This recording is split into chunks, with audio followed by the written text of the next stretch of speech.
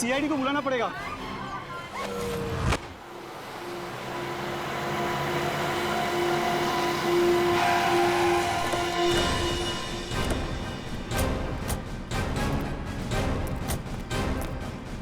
पीछे हटिए। Excuse me, पीछे हटिए। हटिए हटिए। किसने फोन किया था? सर मैंने फोन किया था। माय गॉड, इतना सारा खून। क्या हुआ, क्या था? सर बच्चा तेजी से भागता हुआ आया, साइकिल से टकराया और बेहोश हो गया। कहाँ पे? आइए सर मैं बताता आपको। सर इस तरफ। किधर से आ रहा था बच्चा? सर इस तरफ से आ रहा था। ओके।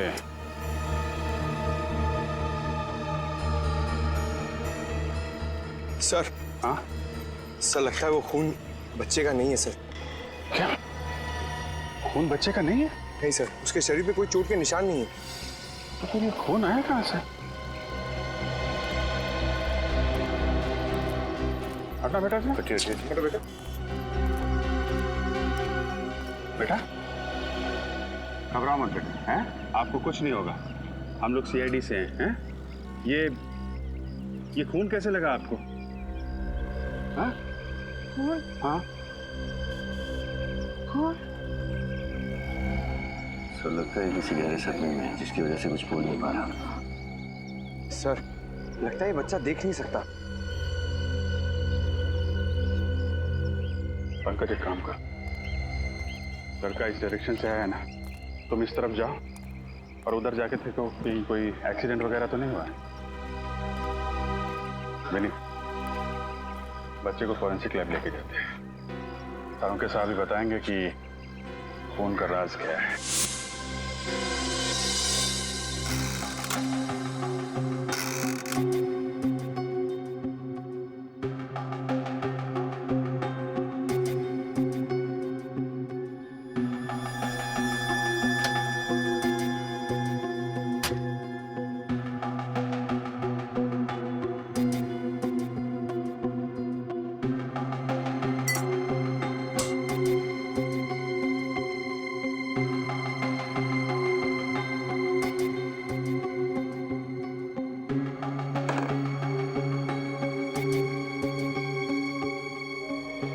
करता हूँ सर, बच्चे की टी शर्ट पे पाया गया खून किसी इंसान का ना हो। हाँ अभिजीत, हेमोटेस्ट टेस्ट करते हैं, उसे पता चल जाएगा।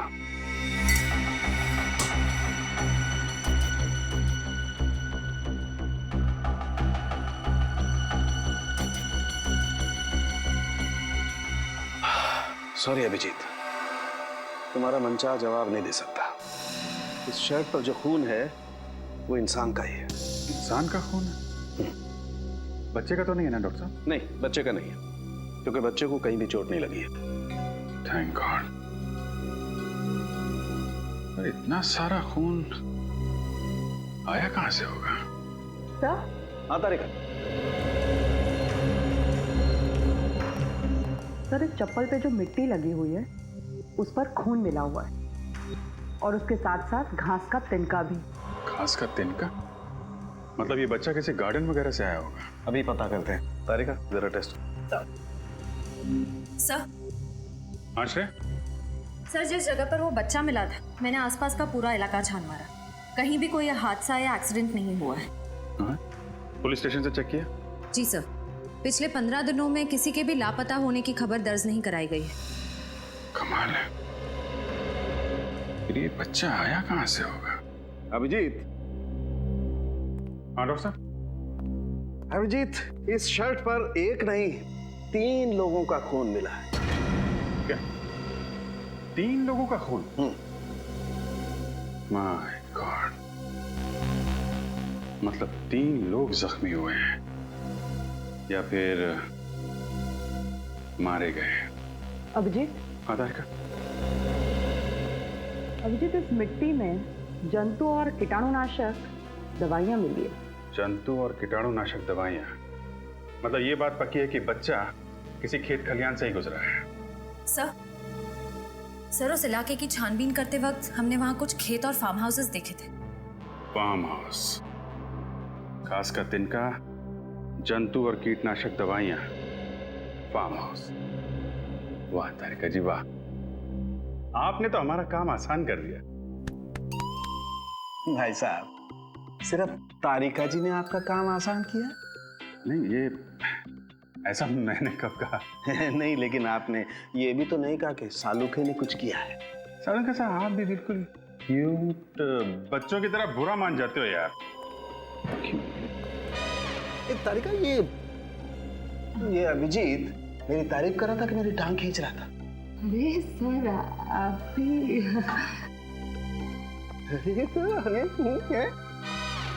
अरे ये सब दोनों के दोनों मिले हुए हैं।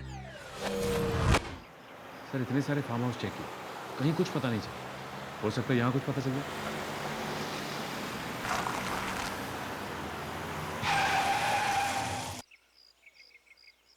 फार्म हाउस के अंदर गाड़ी पार्क्ड है, लगता कोई है अंदर। चलो देखते हैं।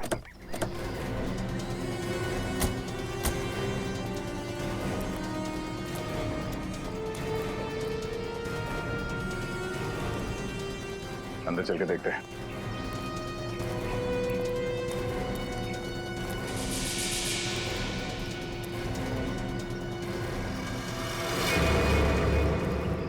अरे ये तो इसी छोटे बच्चे की चप्पल लगती है। लगता है हमारी तलाश यहीं पे खत्म होगी। चलो सावधान रहना, कोई अभी भी अंदर हो सकता है।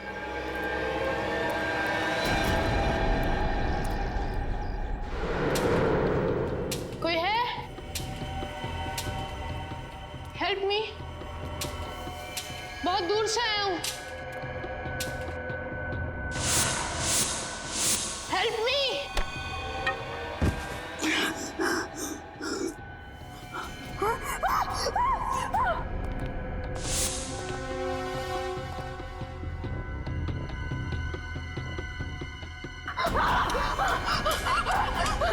बचाओ बचाओ।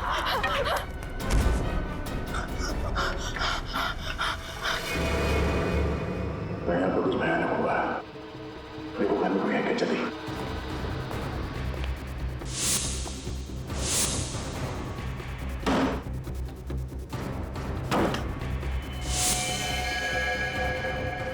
सब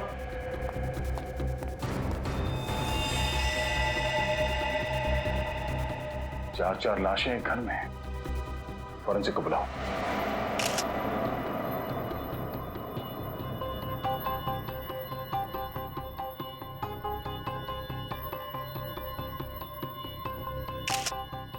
पीठ पर गोली लगी है। कम से कम 2-3 घंटे हुए होंगे इसे मरे। ये काम करो, इस घर की अच्छी तरह से तलाशी लो, एक भी सुराग छूटना नहीं चाहिए। ये है वो 2 लाशें।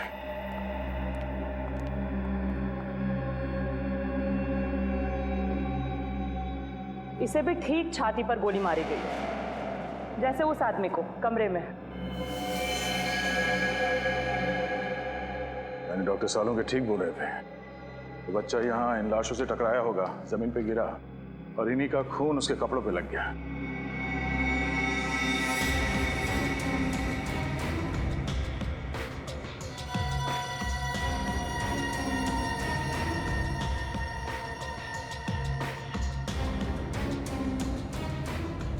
डॉक्टर तारिका, लगता है कि ये सारे खून इसी गन से हुई है। तो खूनी मर्डर वेपन यहाँ पे छोड़ के क्यों भाग गया? मुझे तो लगता है कि इस आदमी ने खुद अपने आप पे गोली मारी है। इस आदमी ने अपने आप पे गोली मारी है? यानी आप ये कहना चाहती हैं कि पहले इस आदमी ने इन तीनों को मारा और उसके बाद खुद अपने आप को गोली मारी? शायद। सर पूरा घर चेक कर लिया, तिजोरी अलमारी सब कुछ सही सलामत है। सही सलामत है, मतलब चोरी का मामला नहीं है? सर हाँ, सारे दरवाजे और खिड़कियां भी सही सलामत है। इसका मतलब है खूनी जबरदस्ती इस घर में नहीं घुसा है। हो सकता है ये चारों मरने वाले उस खूनी को जानते हो और इन्हीं लोगों के साथ वो यहाँ इस फार्म हाउस पे आया होगा।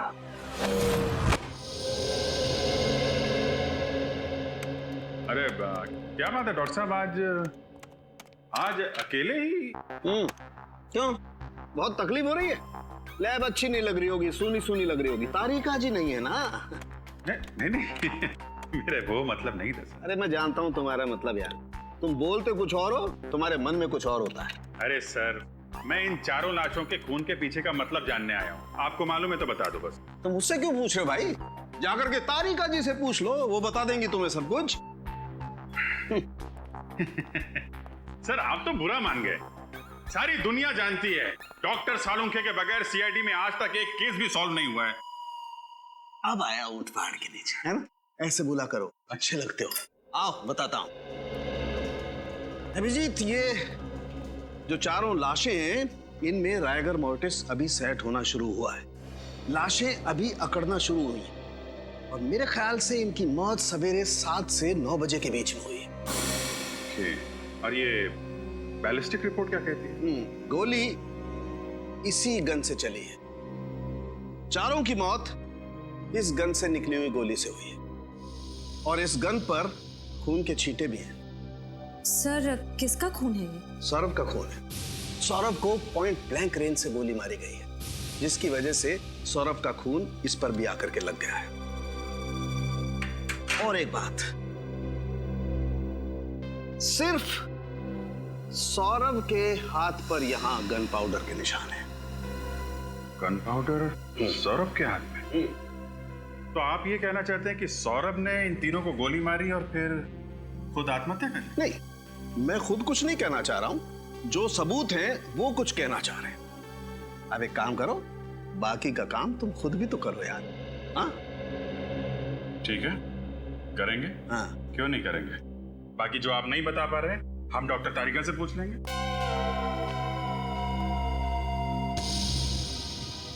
पूर्वी, इस सौरभ के पास से जो गन मिली थी उसके बारे में क्या पता चला? किसकी थी वो गन? वो गन इसी के नाम पे रजिस्टर्ड थी। वो गन सौरभ के नाम पर ही रजिस्टर्ड है। और फिर सालुंखे को जो गन पाउडर के ट्रेसेस मिले वो भी सौरभ की उंगलियों पर।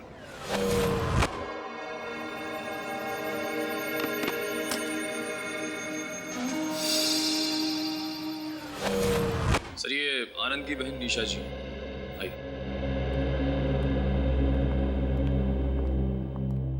आइए निशा जी, देखिए हम आनंद और उसके दोस्तों के बारे में कुछ जानना चाहते हैं ताकि हमें केस सॉल्व करने में मदद मिले। सर ये सब लोग कॉलेज के दोस्त थे और बहुत सालों के बाद मिलने वाले थे, इसीलिए इन लोगों ने प्लान बनाया था कि सौरभ के फार्म हाउस पे जाएंगे। निशा जी, आपने आखिरी बार आनंद से बात कब की थी? आनंद से मेरी लगभग 1 हफ्ते पहले बात हुई थी, लेकिन हाँ, यश का 2 दिन पहले ही मुझे फोन आया था और उसी ने मुझे बताया कि ये लोग फार्म हाउस पे पार्टी करने जा रहे हैं। यश? ये यश कौन है? सर यश भी उन लोगों का दोस्त है और ये सब लोग मिलकर उस दिन फार्म हाउस पर गए।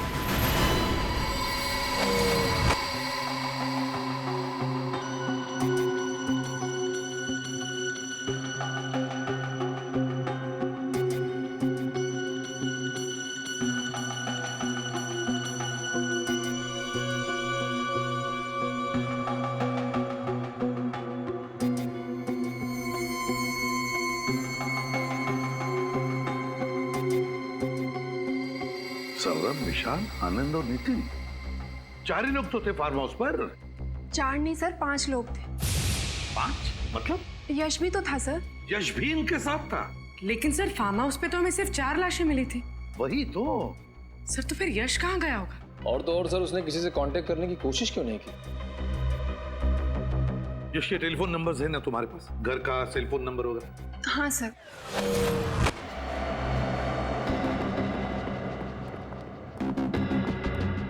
ये देखो, कोई सुराग मिला डॉक्टर तारिका? पता नहीं कितने काम का है, लेकिन थोड़ा अजीब जरूर है। क्यों? अजीब क्या है? इस बाल की लंबाई देखो। यहाँ पर जितने भी लोग मरे थे उनमें से किसी के भी बाल इतने लंबे नहीं थे।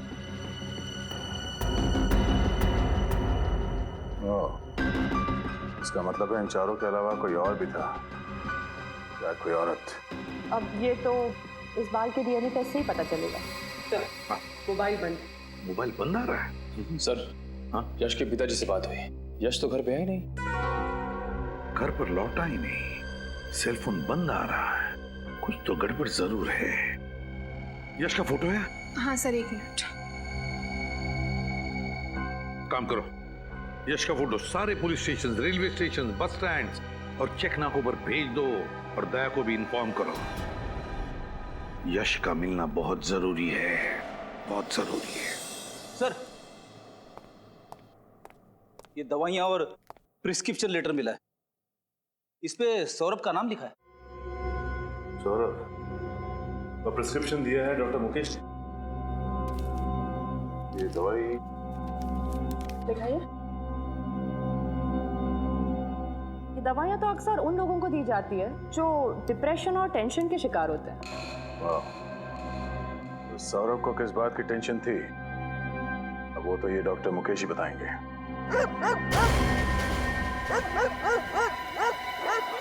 कुत्तों के भौंकने की आवाज पीछे की तरफ से आ रही है, जरा देखो जाके, चेक करके।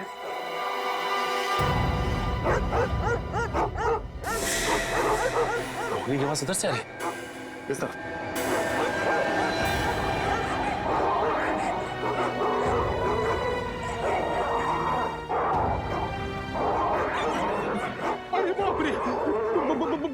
बहुत कितने? हाँ फ्रेडी, लेकिन डरने की जरूरत नहीं, वहां पे कुछ है।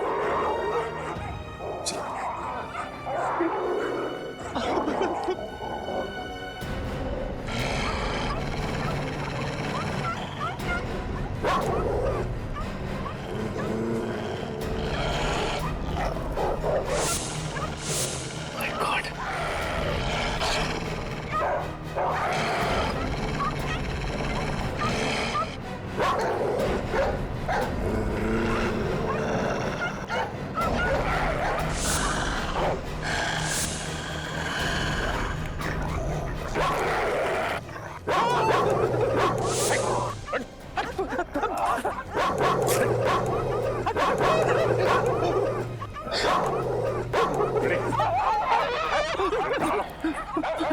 ये ऐसे नहीं मानेंगे।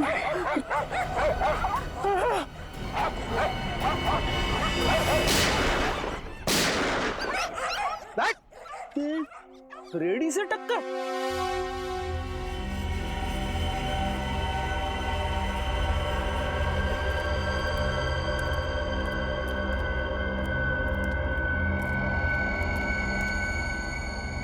अरे ये तो यश है, सौरभ का 5वां दोस्त, जिसे ढूंढ रहे थे उसी की लाश मिली। हाँ फ्रेडी, हमें लग रहा था कि ये यश अपने दोस्तों का खून करके भाग रहा है, लेकिन ये तो अपनी जान बचाने के लिए भाग रहा था।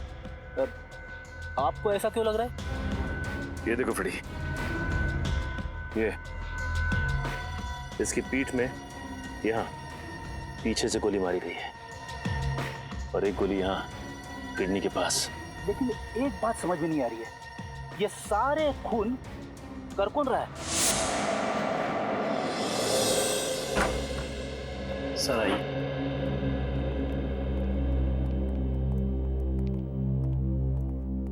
सर, सीआईडी ऑफिसर साहब से मिलना है। मैं बाद में बात करता हूँ, बैठिए। Thank you doctor. Mister Saurabh का इलाज आप ही करते हैं? हाँ, कई सालों। ये दवाइयाँ आप ही ने सौरभ जी को प्रिस्क्राइब की थी? जी हाँ। क्या बीमारी थी सौरभ को? डिप्रेशन, बेचैनी, टेंशन लेना। लेकिन आप ये सब मुझसे क्यों पूछ रहे हैं? दरअसल एक फार्म हाउस में हमें सौरभ की लाश मिली। लाश? कैसे हुआ? पक्का तो कुछ नहीं कह सकते, लेकिन अभी सिर्फ इतना पता चला है कि उसकी मौत गोली लगने की वजह से। गोली चलाई गई उस पर? सिर्फ उनका ही नहीं, उनके 4 दोस्तों का भी खून हुआ। और हमें शक है पहले उन्होंने उन चारों की जान ली, फिर अपने आप को भी मार लिया। मुझे नहीं लगता कि सौरभ ने किसी का खून किया होगा।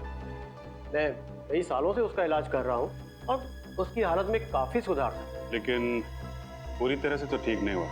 लेकिन उससे ऐसी कोई बीमारी नहीं थी कि इंसान उस बीमारी में किसी का खून कर दे। उसकी दवाइयों का भी कोई साइड इफेक्ट नहीं था। लेकिन सर वो तो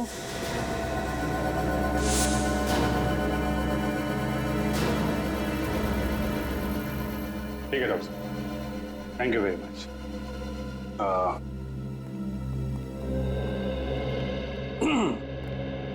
छोड़ने नहीं चलोगे?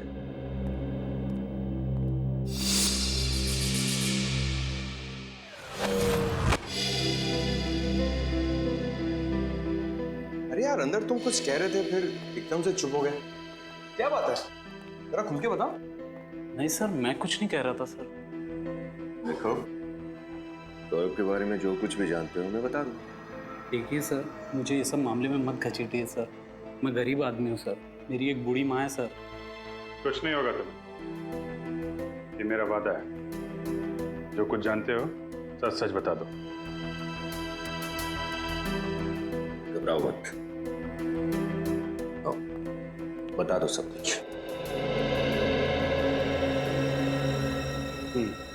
क्या जानते हो? सर देखिए सर, सौरभ जी की सबसे बड़ी प्रॉब्लम जो थी सर, उनका गुस्सा था सर। उनकी प्रॉब्लम हाइपरटेंशन और डिप्रेशन नहीं था सर, सबसे बड़ा वीक पॉइंट उनका था गुस्सा सर।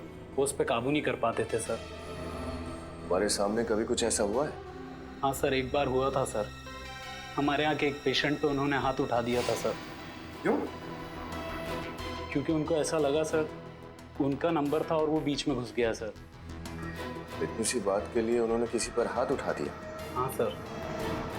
लेकिन आपके डॉक्टर साहब ने हमें ये बात बताई नहीं, क्यों? सर सॉरी सर, मुझे नहीं पता सर। ठीक, तुम जा सकते। Thank you sir. Saurabh ji को गुस्सा बहुत आता था। सारे सबूत भिजवा दिए ना? हाँ सर। चलो सीधे ब्यूरो चलते हैं। हाँ भाई, क्या हाल? अरे सर, आप यहाँ? क्यों चौंक क्यों गए यार? अरे तुम्हारी मदद कर रहा हूँ यार केस में, यहाँ नहीं आ सकता क्या? अरे सर, मेरा कहने का मतलब वो नहीं था। वो मैं मतलब की बात करने के लिए आया हूँ। अच्छा ये बताओ कि तहकीकात करने के बाद तुम लोग किस नतीजे पर पहुंचे अब तक? सर देखने से तो यही लगता है कि सौरभ ने अपने दोस्तों का खून किया और उसके बाद अपने आप को गोली मार ली। कुछ ही घंटों में केस सॉल्व कर दिया हमने। कुछ ही मिनटों में बेवकूफ बन गए आप लोग। क्या कहना चाहते हैं? मैं जो कहना चाहता हूँ दया, वो तुम्हें वहां चल के दिखाऊंगा। आओ मेरे साथ।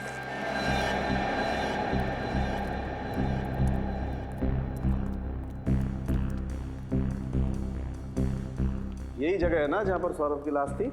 हाँ सर, यहाँ पे। हाँ।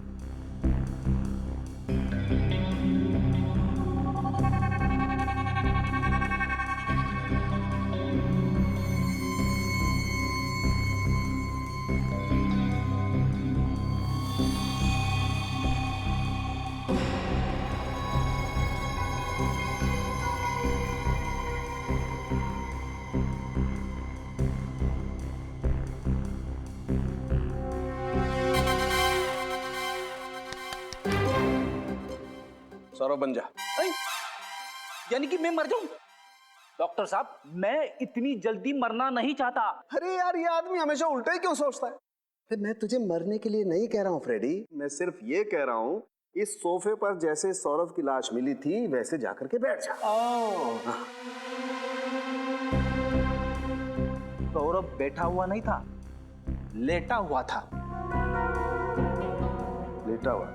तो ठीक है, तुम लेट जाओ।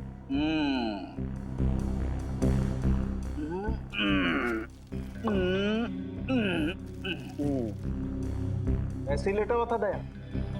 ये पैर ऐसे ऊपर? हाँ।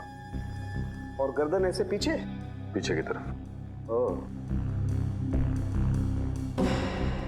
दया, अगर किसी इंसान को अपने आप को गोली मारनी होगी तो स्वाभाविक रूप से उसे थोड़ा सा आगे की तरफ झुकना पड़ेगा। खड़े, आगे की तरफ झुक।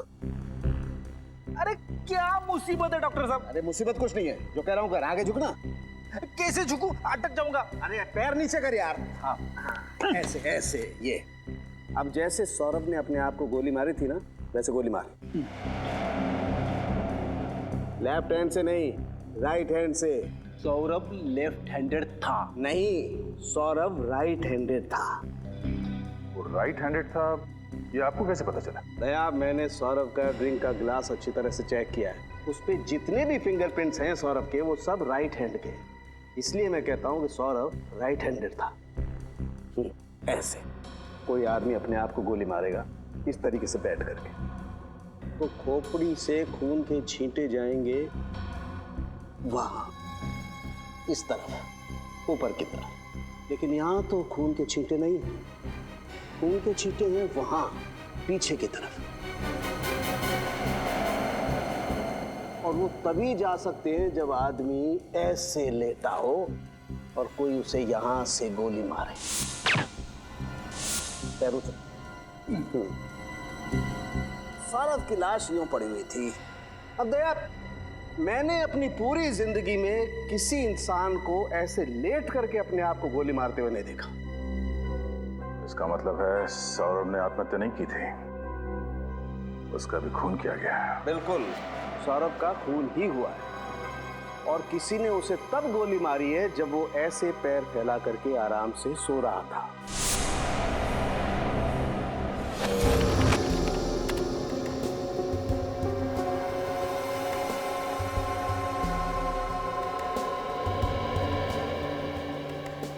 अभिजीत, सौरभ और यश के जूतों में मिली मिट्टी मैच नहीं करती है, अलग अलग है। मतलब यश का भी खून सौरभ ने नहीं किया है, वो नहीं कोई और ही है। सर, फार्म हाउस में जो बाल मिला था उसकी डीएनए रिपोर्ट आ चुकी है। ये बाल किसी लड़की का है। वाह कारिका जी वाह, आप कुछ ना कुछ नया मोड़ लेके आती है केस में, कैसे कर लेती है? नमस्ते। नमस्ते। नमस्ते क्या कारिका जी, आपको समझाती क्यों नहीं है? अरे मैं क्या। अच्छा छोड़िए, क्या क्या पता चला इसे डीएनए रिपोर्ट से? ये लड़की का डीएनए उन 5 मरे हुए लोगों में से एक आनंद के डीएनए से मैच करता है। आनंद के डीएनए से? यानी उसकी कोई रिश्तेदार? आनंद की तो सिर्फ एक ही रिश्तेदार है, उसकी बहन निशा। निशा? लेकिन सर जब निशा ब्यूरो में आई थी तब उसने बताया नहीं था कि वो भी फार्म हाउस गई थी। अपराधी अपने आप तो बोलेगा नहीं कि मैंने अपराध किया है, उससे सच उगलवाना पड़ता है। हाँ? अरे कुछ नहीं, मुझे थोड़ा सा टाइम लगेगा। हाँ, मैं बस थोड़ी देर में रेडी हो जाऊंगी और उसके बाद तुम्हारे पास पहुंचती हूँ। हाँ ऑफ कोर्स। अरे तुझे याद है लास्ट टाइम हम लोग गए थे, कितना मजा आया था। वो सब लोग इस बार भी आ रहे हैं ना? पक्का? ओह वाह, फिर तो बहुत मजा आएगा। अरे हाँ पापा, तुम लोग पहुंचो, मैं बस 5 मिनट में पहुंचती हूँ। कहाँ जा रही निशा जी? पहले 2-4 बातें हमसे कर लीजिए, फिर हम भी चलते हैं पार्टी में। पार्टी? What nonsense. हम तो सेंस में है मैडम, लेकिन आपको देख के लगता है कि आप अपने होश खो बैठी। आप कहना क्या चाहते हैं? आपको देख के लगता नहीं है कि आपको आपके भाई की मौत का दुख है? ऐसा लग रहा है कि आप पार्टी करने जा रही हैं। देखिए, ये मेरी निजी जिंदगी और मेरी निजी जिंदगी में मैं क्या करती हूँ क्या नहीं, इस बात से आप लोगों को कोई प्रॉब्लम नहीं होनी चाहिए। बिल्कुल नहीं मैडम, लेकिन अगर आप किसी और की जिंदगी के साथ खेल खेलेंगे तो हमें जरूर प्रॉब्लम होगी। लेकिन मैंने किया क्या है? सबसे पहले आपने हमसे झूठ बोला है कि आप उस रात सौरभ के फार्म हाउस में नहीं थे। मैं क्यों झूठ बोलूं? क्यों झूठ बोलेंगे ये आप बताइए, क्योंकि अगर हमने साबित कर दिया तो आपके लिए मुश्किल हो जाएगी।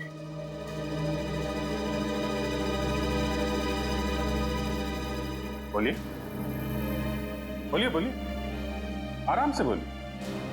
हम समझते हैं कि मुंह से सच निकलने को थोड़ा वक्त लगता है। लेकिन आपके पास सबूत क्या है इसका? फोरेंसिक रिपोर्ट है हमारे पास जो साफ साफ साबित करती है कि आप उस वक्त फार्म हाउस में थी। अगर आपको वो रिपोर्ट देखनी है, चलिए हमारे साथ ब्यूरो। हाँ, मैं उस दिन फार्म हाउस गई थी, लेकिन इस खून से मेरा कोई लेना देना नहीं। हमें सब कुछ पता चल चुका है निशा जी, आपके भाई के साथ आपकी बनती नहीं थी, प्रॉपर्टी का केस चल रहा था और उसकी मौत के बाद आपका रास्ता साफ हो गया और प्रॉपर्टी आपके नाम हो गई। हाँ, ये बात सच है कि मेरी और आनंद की बिल्कुल नहीं बनती। तो फिर आप वहां फार्म हाउस क्यों गई? क्योंकि सौरभ और बाकी लोगों ने मुझे फोर्स किया, कहने लगे कि इतने सालों के बाद मिल रहे तो तुझे आना ही होगा। मैं गई जरूर थी, लेकिन मैं थोड़ी देर बाद ही वहां से निकल गई। क्यों? क्योंकि उस रात आनंद और मेरा झगड़ा हुआ था और मेरा मूड ऑफ हो गया, तो मैंने वहां से जाना ही जरूरी समझा। ये बात आपने पहले क्यों नहीं बताई हमें? मैं डर गई। मुझे लगा कि अगर मैं आप लोगों को ये बात बताऊंगी तो आप लोग उल्टा मेरे ऊपर ही शक करने लगेंगे। वहां से निकलने के बाद आप कहाँ गए? उसके बाद मैं घर पे आकर सो गई थी। वाह, बहाना अच्छा बनाया ताकि किसी गवाह की जरूरत ना पड़े। लेकिन जब तक ये केस सॉल्व नहीं हो जाता आपको ब्यूरो में रहना पड़ेगा।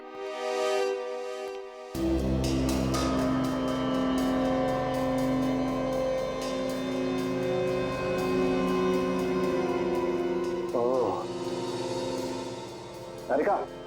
हाँ सर। ये देखो। खून की छींटे सर? नहीं नहीं तारिका, ये खून की छींटे नहीं है, ये ऊपर से टपकी हुई खून की बूंदें हैं। मतलब? छींटे अगर होते हैं तो ऐसे फैल जाते हैं, लेकिन ये ऊपर से टपकी हुई खून की बूंद है। मुझे लगता है वो बच्चा उस हॉल में आया होगा और किसी चीज से या किसी लाश से टकरा के गिर गया होगा, और ये केन भी उसके हाथ से छूटकर जमीन पे गिर गई होगी, और खूनी के कहीं कोई जख्म होगा जिसमें से खून टपक रहा होगा। खूनी बाय द वे इस केन के पास आया और उसके जख्म में से 2 बूंदें खून की टपक के यहाँ लग गई। हम इस खून को चेक कर लेते हैं जैसे बाकी के खून का सैंपल लिया था, फिर मैच करके देखेंगे आखिर ये खून है किसका।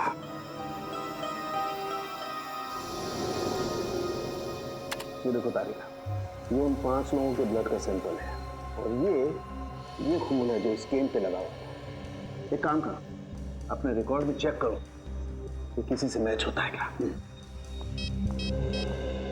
हेलो अभिजीत। हाँ डॉक्टर साहब, छड़ी पे जो खून मिला था क्या पता चला उसके बारे में? अभिजीत, ये खून उन 5 मरने वालों में से किसी का भी नहीं है। फिर तो निशा का ही होगा। नहीं, निशा के खून से भी मैच नहीं होता। वो क्रिमिनल रिकॉर्ड में चेक करके देखा? वो भी देख लिया, लेकिन रिकॉर्ड में किसी से मैच नहीं हो रहा है। कमाल है, सौरभ को खूनी समझ रहे थे, वो खून ही नहीं निकला।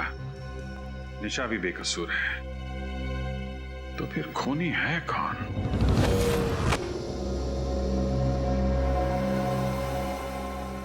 एक बात तो पक्की है कि इन 5 में से किसी ने भी किसी को नहीं मारा और ना ही किसी ने आत्महत्या की है।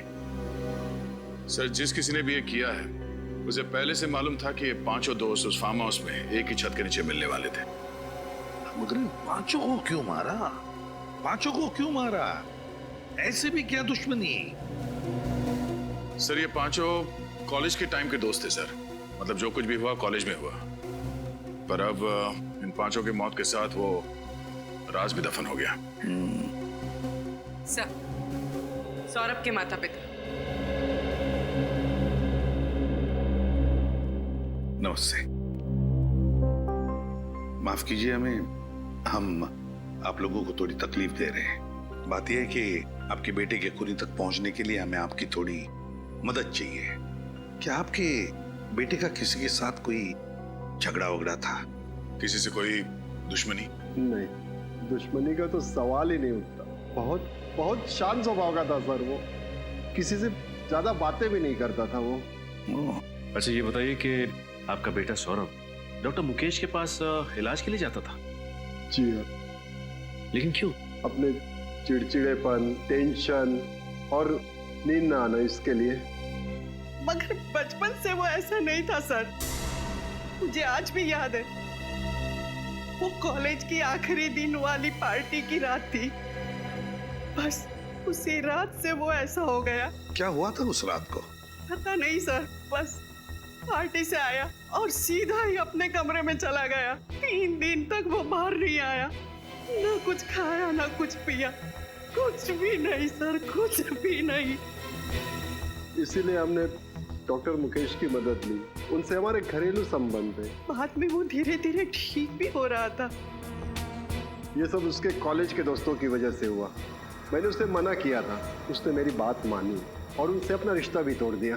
तो फिर वो उनके साथ फार्म हाउस क्यों गया था? वो उसके दोस्त आनंद का फोन आया था, बोला बहुत साल के बाद मिल रहे हैं तो आ जाओ, और वो गया। फिर लौट के वापस नहीं आया, लौट के वापस नहीं आया।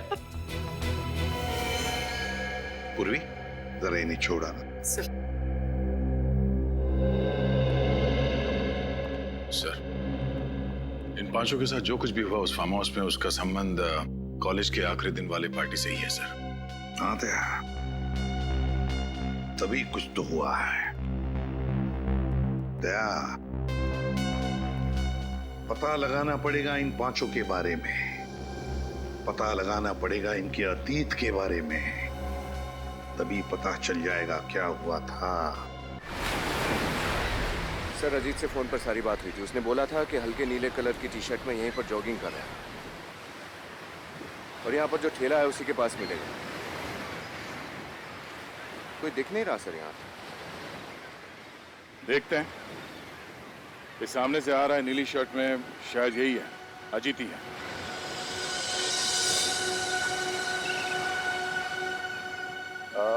मिस्टर अजीत।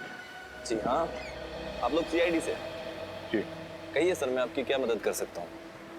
हमें इन पांचों के अतीत के बारे में कुछ जानकारी चाहिए थी, इसलिए हम आपसे मिलने आए। जी हाँ, ये मेरे कॉलेज में ही थे, सेम बैच। इनमें सौरभ को मैं अच्छी तरह से जानता हूँ। कहिए सर, क्या हुआ? इन पांचों का खून हो गया है। खून? पांचों का एक साथ? आप इन्हें अच्छी तरह से जानते थे, तो क्या आप बता सकते हैं कि कॉलेज के आखिरी दिन में जो पार्टी हुई थी उसमें क्या हुआ था एग्जैक्टली? उस रात, अरे इन पांचों ने तो हंगामा किया था। इन्होंने शराब पीकर गाली गलौज किया था और कॉलेज के ट्यूबलाइट व शीशे तोड़ दिए थे। इसलिए कॉलेज के डीन ने इन्हें कॉलेज से बाहर निकाल दिया था। तो कैंपस से निकाले जाने के बाद ये लोग कहाँ गए होंगे, कुछ अंदाजा है? सर पक्का तो पता नहीं, मगर ये लोग गुस्से में चिल्ला चिल्ला कर कह रहे थे कि हमें भी इस घटिया पार्टी में नहीं रहना, हम जा रहे हैं सौरभ के फार्म हाउस पर, वहाँ शानदार पार्टी करेंगे। शायद वहीं गए होंगे। ठीक है, आपकी जानकारी के लिए बहुत बहुत धन्यवाद। Thank you. Yes sir. Sir, उस रात ये पांचों दोस्त एक साथ सौरभ के फार्म हाउस गए थे और इन लोगों ने हद से ज्यादा पी रखी थी। उस रात फार्म हाउस से रास्ते में जरूर कुछ हुआ था जिसकी वजह से सौरभ को गहरा सदमा लगा। पता करना पड़ेगा कि हुआ क्या था उस रात।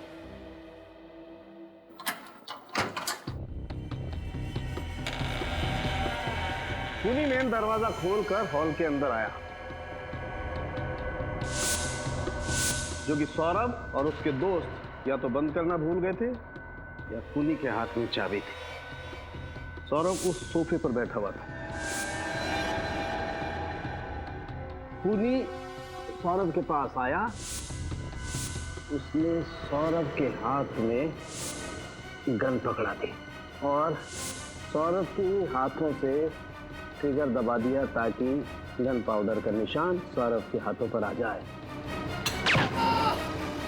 सौरभ की चीख सुनकर विशाल कमरे में से बाहर आया और जैसे विशाल कमरे से बाहर आया, खूनी ने उस पर भी गोली चला दी।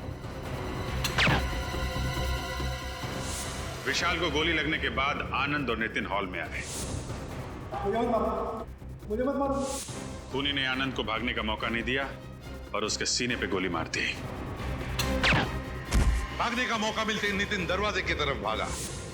जैसे वो भागा, खूनी ने उसे भी गोली मार दी उसके पीठ में। यश फार्म हाउस से निकल के जंगल के रास्ते भागा। खूनी ने उसका पीछा किया और उसके पीठ पे और गुद्दे पे गोली चला दी। खूनी लौटकर फिर से फार्म हाउस में आया और उसने अपनी गन सौरभ के पास रख दी। और जब बच्चा फार्म हाउस में आया तो इन्हीं लाशों से टकरा के गिर गया होगा। तभी इन तीनों का खून उसके शर्ट पे लग गया और घबरा के बच्चा यहां से बाहर भाग गया। अभिजीत, जंगल में जहां पर यश की लाश मिली, दोबारा वहीं पे जाकर अच्छी तरह से चेक करो, अच्छी तरह से चेक करो।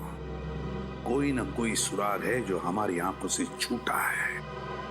ढूंढो उस सुराग को। फार्म हाउस शहर से काफी दूर है, पैदल तो नहीं आया होगा कोई।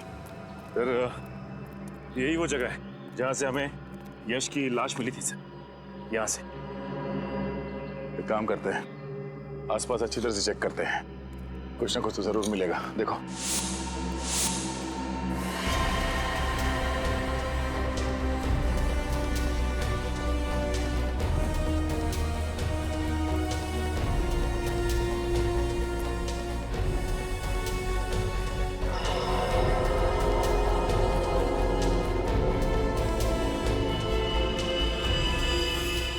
सर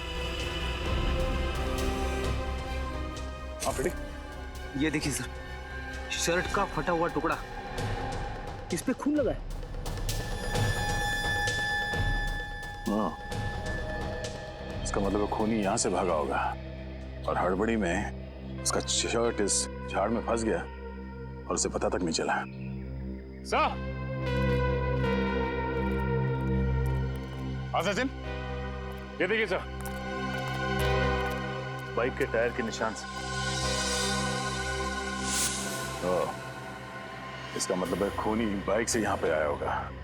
यहाँ पे बाइक पार्क करके जंगल के रास्ते से वो फार्म हाउस गया और फिर वहां पे खून करने के बाद फिर इसी रास्ते से बाइक पे बैठ के भाग गया।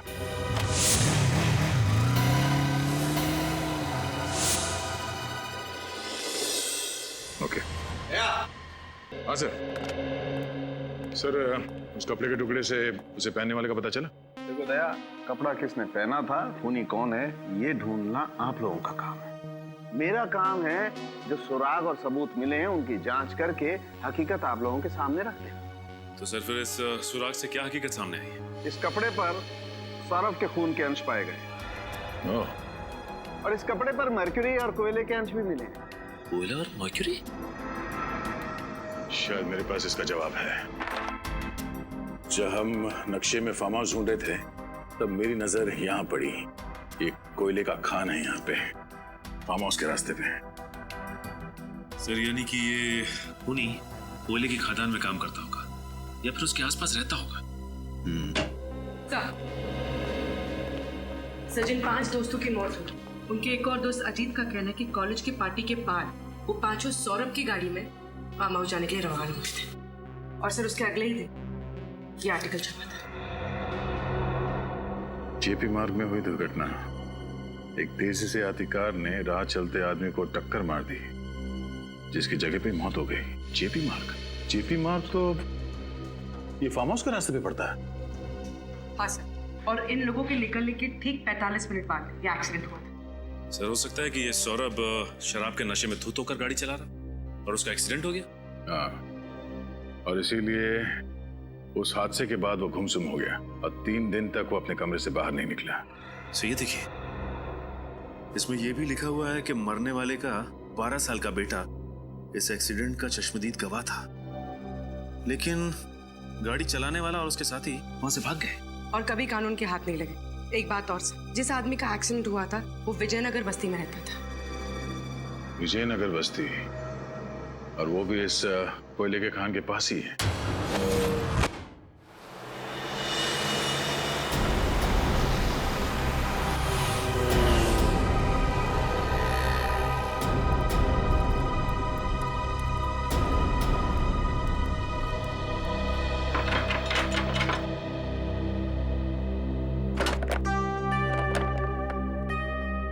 किससे मिलना आप लोगों को?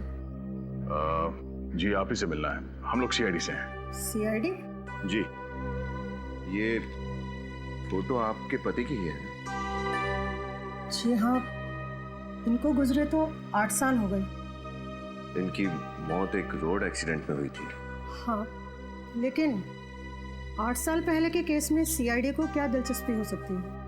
फिलहाल हम एक केस की तहकीकात कर रहे हैं जिसका संबंध आपके पति की मौत से है। मैं कुछ समझी नहीं।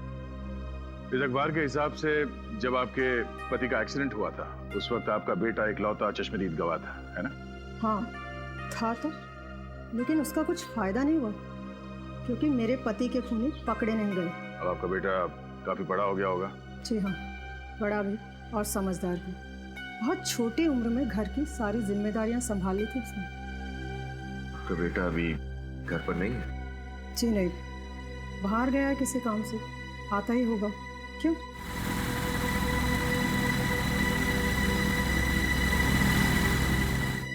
ये लीजिए, आ गया मेरा बेटा। सीआईडी?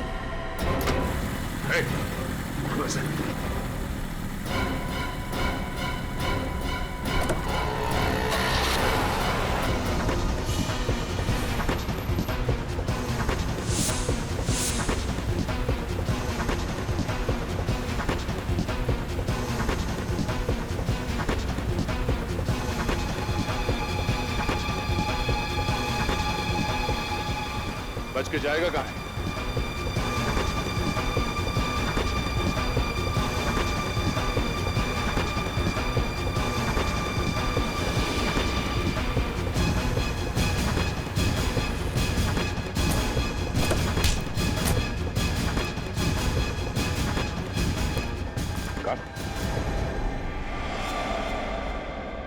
सर ये तो डॉक्टर मुकेश का असिस्टेंट है।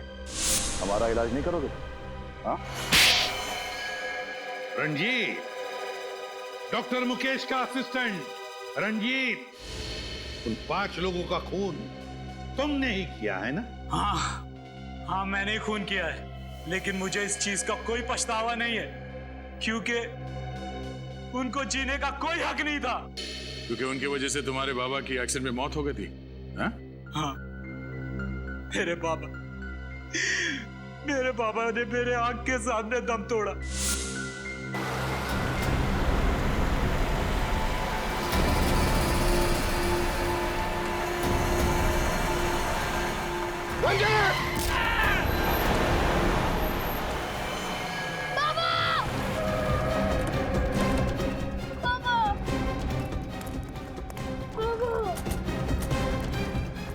बाबा को मार दिया, मेरे बाबा को मार दिया। बाबा, बाबा।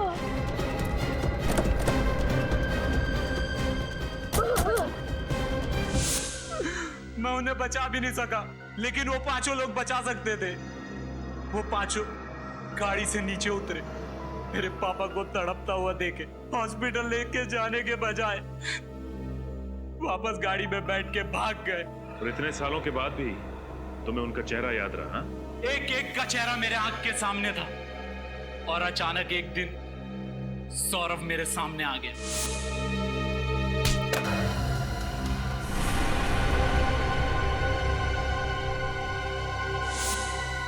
और मैंने उसे फौरन पहचान लिया, और मैंने उसका पीछा किया। पीछा करने के बाद पता चला कि वो डॉक्टर मुकेश के पास अपना इलाज करवाता है। और इसीलिए बतौर असिस्टेंट तुमने डॉक्टर के यहाँ पे नौकरी कर ली? हाँ, एक दिन मेरे हाथ सौरभ की फाइल लगी, जिसमें सौरभ ने एक्सीडेंट वाली बात कही थी, और उसने डॉक्टर से कहा था कि उस एक्सीडेंट की वजह से मेरे बाबा की मौत हो गई। और फिर मेरा शक यकीन में बदल गया। और फिर तुमने बदला लेने का प्लान बनाया? हाँ, मुझे पता चल गया कि ये 5 दोस्त फार्म हाउस पे मिलने वाले हैं, तो मैं इसलिए वहां पहुंच गया। और सुबह तक इंतजार किया कि कब सब सो जाएंगे और तुम अपना बदला ले लो। पर सौरभ की गन वो तुम्हें मिली कहाँ से? एक दिन पहले जब सौरभ क्लिनिक आया था, मैंने उसकी चाबी चुरा ली, और फिर गाड़ी में से गन, फिर चाबी मैंने टेबल पे हिसाब से रख दी थी। सब कुछ प्लान के मुताबिक चल रहा था, फिर भी आप लोगों को पता चल गया। तुम्हें क्या लगा इतना आसान है सीआईडी को बेवकूफ बनाना? 5 लोगों के खून करने के बाद भी तुम्हें कोई पछतावा नहीं? मेरे बाबा को मारने के बाद उन्हें कोई पछतावा हुआ? मुझे अनाथ करके वो लोग चैन की जिंदगी जी रहे थे। यह अन्याय था, और मुझे न्याय चाहिए था। न्याय। तुम्हारे बाबा के साथ जो कुछ भी हुआ उसका हमें जरूर अफसोस है, लेकिन किसी की जान लेने का तुम्हें कोई हक नहीं। कानून को तुमने अपने हाथ में ले लिया, 5 लोगों का खून किया, अब तुम्हें तो फांसी ही होगी, फांसी।